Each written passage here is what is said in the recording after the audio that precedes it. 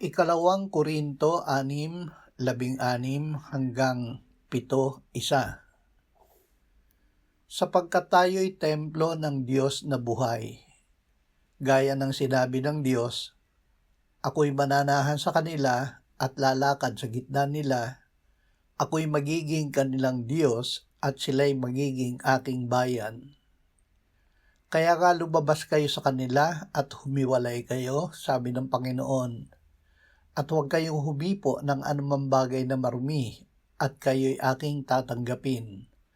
At ako'y magiging ama sa inyo, at kayo'y magiging aking mga anak na lalaki at babae, sabi ng Panginoong makapangyarihan sa lahat. Mga minamahal, yamang taglay natin ang mga pangakong ito.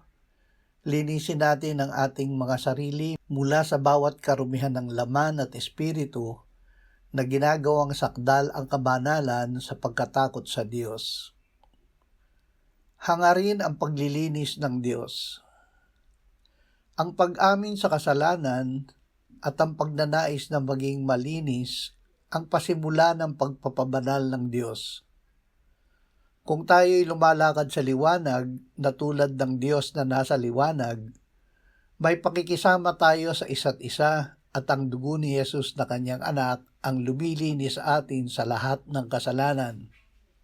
Kung sinasabi nating tayo'y walang kasalanan, dinadaya natin ang ating sarili at ang katotohanan ay wala sa atin.